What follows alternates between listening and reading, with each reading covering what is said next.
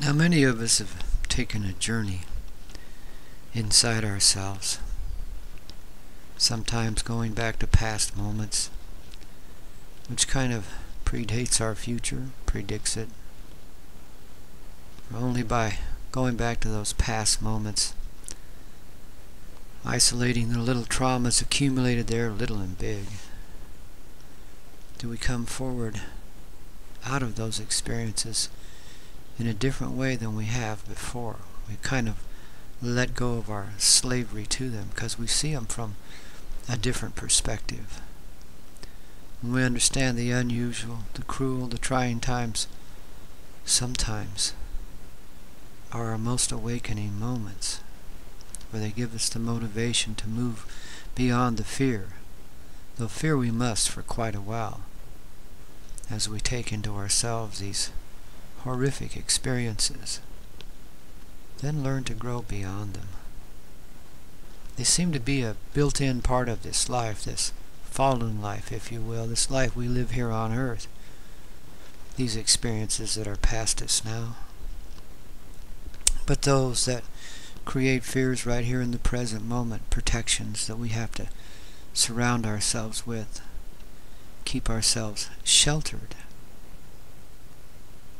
But as we revisit those moments in the past, we may not gain a complete understanding of them, but we do indeed see them from a different perspective, from more of an angelic view, and we understand then the nature, at least the basic nature of human suffering, and why it must be so for a while, why it has been so, and why such trying and hard moments would come to us. Because we see the secret. We understand the soul accumulates joy through trial, and yes, sometimes error. And then we start to let go of the suffering, the guilt that we have accumulated for feeling the way that we do. And we begin our journey in life in the present moment, a completely different person, remade, because the old protections go out the window. We no longer have to have those. Some, however, cling, no matter how many times you visit the past. There are some that just seem so deep-seated. Could it be that these are imposed upon us by external forces operating inside of yourself? This is a question you must ask yourself, and you must look deeply to resolve it. For here's the core issue for humanity. This is where our suffering begins and ends. It's right there in that one little question. Am I being influenced by something outside, beyond myself, that's working inside of me? And if so, what could that be? Take a look. Understand this could be so. For in so seeing, you begin the journey outward, away from enslavement to feelings and passions that have been suppressed within you, enslavement to darker forces that have come from the great beyond to enslave you, to cause you to suffer, have pain and grief, feel that sense of great loss that is held so deeply within us all. The sense we felt when we lost our paradise as other beings in the long ago and became the human beings that we are now. Many of you have seen visions of these moments.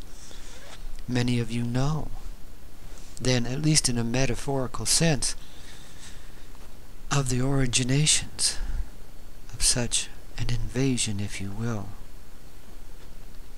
into our very heart and soul, and why it is we keep repeating this cycle of life and death, and create religions to try and explain it all, which often are pretty lame explanations, containing only little bits of the truth and a whole lot of legend, a whole lot of mythology that people accept as reality. For there is some reality in all of it. But there's no reality in any of it until you begin to see that indeed that aloneness that we feel, our deepest pain, our greatest suffering, begins with that sense of loss that we inherit as human beings from our ancestors passing through the generations to us. It's a knowledge, an awareness of what's going on inside, of that great loss, of what we felt when we came from a paradise-type state to live in this state of transgression, for lack of better words, where we can transgress, make mistakes, errors, and where the biggest error of all still continues to bother us. So now, perhaps it would do us good to see this journey into transgression as not a complete error, to begin to understand the nature of suffering within ourselves and see that perhaps we have given ourselves this as a way to experience the finest joy, the greatest ecstasy. And right here, in the framework of a human body, which is called flesh and blood in a three-dimensional world, but which does have a material feel to it, irregardless of the illusionary nature given to it. Life is but a dream. Yet in this dream, we experience something that in spirit we could never do. Suffering. The feeling of suffering. The removal, the sense of loss of paradise. Go there, feel that pain, understand. The journey is a return to love, to life, to that paradise state, which indeed we have never left, no matter how many generations have gone before us or how we live in this moment. Because we can feel this pain, we know we also inherit the paradise that goes with it. And it is up to us in our journey to find our way out of this pain, the same as we have from many of those moments of suffering imposed upon us by others in the past. It is good to know, it is good to feel this basic feeling. For then we can begin to understand the nature of joy. That out of the greatest darkness comes the greatest light.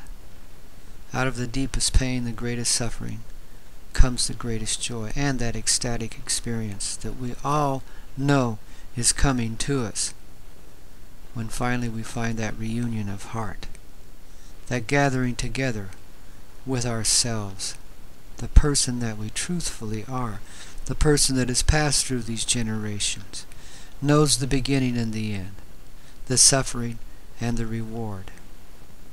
And because of that understanding, has willingly done this, anxiously done this, has jumped into life again and again, always coming through the mother's womb in that moment of pain, to find that essential cry of joy as the baby is born and begins to grow once again and experience the suffering, the inconvenience of not being home any longer, and of suffering so long to try and find that home inside and bring that home back to themselves throughout each lifetime that they live, we live.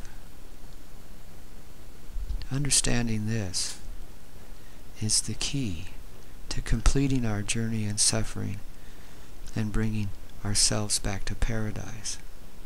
Now, this has been an individual journey for many of us. But now, as our time with suffering culminates, it is a time for the regathering of the people of the heart. The people, the souls, who began this journey in the first place.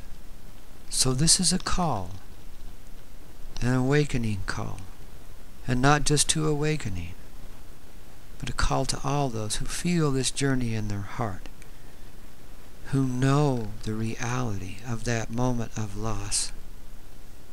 Come back together with us again and make this journey in love, and let us reassociate with the life that we truly are and bring forward our paradise in this reality, this physical reality, upon this Mother Earth, beneath this Father Sky.